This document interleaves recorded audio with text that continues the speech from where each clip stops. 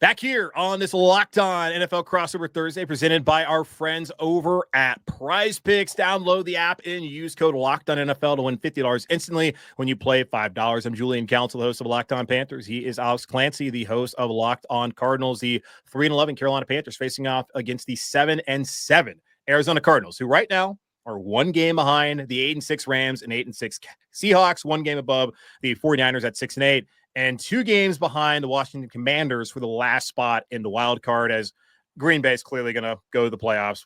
I don't think anybody's concerned about whether that's going to happen. Minnesota also, they could win the division still. Detroit, with the injuries they got going on. So Detroit and Minnesota with 12 wins are both going to the playoffs. So one spot still out there on the line, potentially in the wild card, but I feel like the Commanders got a hold of that. So what Arizona's going to need to do, probably win these last 3 games. And looking at the series history, you brought it up earlier, Alex, Arizona won the last time back in 2022. Oh, actually, no. Wait. Yes. No, that's not true. Why does this say that was a Cam Newton I'm back game? So Carolina won that game. So I'm looking at the Panthers website right now, and they have that as a loss for Carolina. So that's not right. 2021, and that's Carolina winning 34-10, has been winning in 2020, 31-21. Then, oh my God, this game back in 2019, 38-20, Carolina win, which is when everybody announced or anointed Kyle Allen as a franchise, and the most annoying fall I've ever gone through. And I will never forgive the people in this fan base who thought that guy could play. But Carolina's owned Arizona recently, and we'll see if that trend continues. For it to not continue, Alex, what 3 things at minimum should or do the Cardinals need to do on Sunday to win? The Cardinals need to run the ball effectively against a team that they should be able to run the ball effectively against. That's one. Number 2, the Cardinals need to run the ball effectively against a team that they can run the ball effectively against. And then number 3, I wish that more people knew when I screamed blitz all night what that really means with Remember the Titans. Like, I know you do. They need to eviscerate the left side, predominantly of that offensive line, and just make Bryce Young's life a living hell. Like, it's cutting the head off the snake is what I call it, where it's just they need, like, and I know the pass rush for them has been a weak spot would be nice to say about the Cardinals, but what Jonathan Gannon and Nick Rallis do with the exotic blitz packages that they put together, whether it be, Kazir White and Budda Baker or Garrett Williams and Max Melton, like, they get weird with it. And that's something that they're going to need to do on top of running the ball. And they should win in pseudo-convincing fashion. If they can't run the ball, that's when the question marks come into play.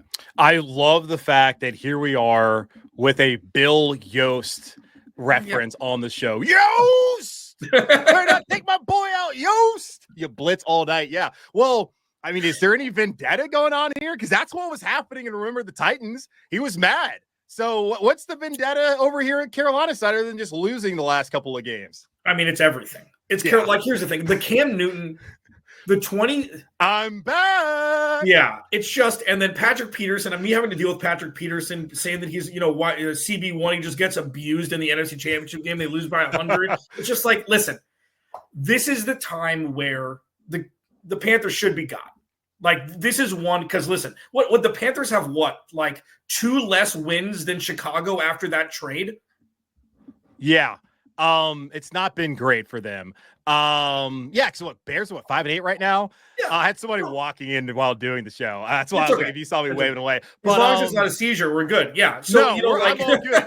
But actually, I'm thinking about it because, like, some of these games, what for you, before I get to the Panthers, like 3 things off the top of my head. Yeah. The Ryan Lindley game where they had to come in here, face off against a 7-8-1 Carolina Panthers team. Like, does that one bite too? More because I feel like obviously 2015 has to hurt more because you're right there on the cusp. But that was a Panthers team that was 15-1. Yeah, losing to a 7-8-1 team is that one maybe a little bit more in your craw? Like, what the hell? No, okay. I think it's the one because of the relevancy factor. It was Kyler Murray in 2020. I think you mentioned the Teddy Bridgewater game where it's like, Teddy is just going to be an all-world guy from Louisville again. And, it's just something that, the Cardinals are going to have to eat it. Budda Baker did miss that game. I think my memory serves me. And the Cardinals were that was just a Cliff Kingsbury coach game, baby. That's all that was. And it's just like the Cardinals, their roster wasn't great and they weren't these huge favorites. They may not have been favorites going into that game, but games like that are games that this organization never wins. And this is one where you have an extra little leg up because Carolina's 1 year away from being like, that's why going into Sunday, it's like, just go do what you're supposed to do. They did it against New England this past week. Go do it again on the road and keep your season alive. Because if they don't, we're going to be having weird conversations.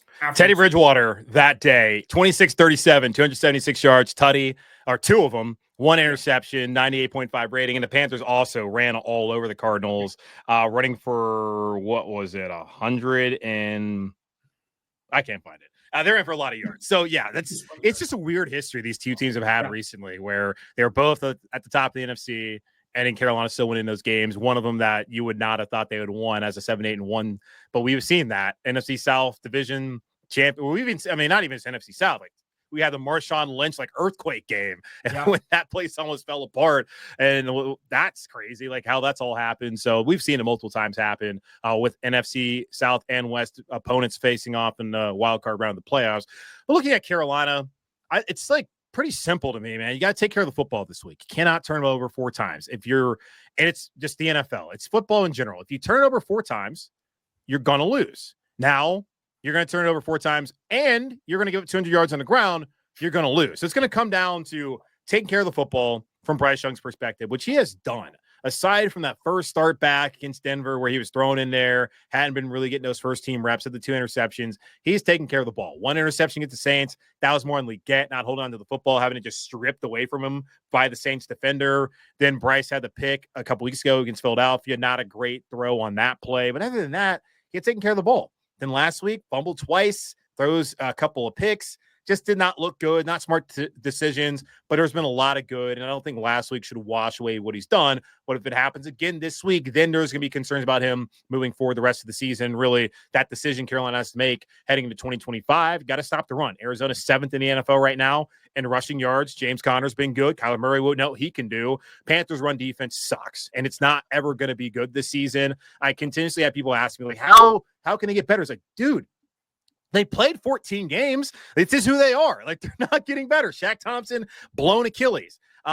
Derek Brown, torn meniscus. They're gone. And even if they were here, I still don't think it's going to be a top 25 run defense. It's been atrocious.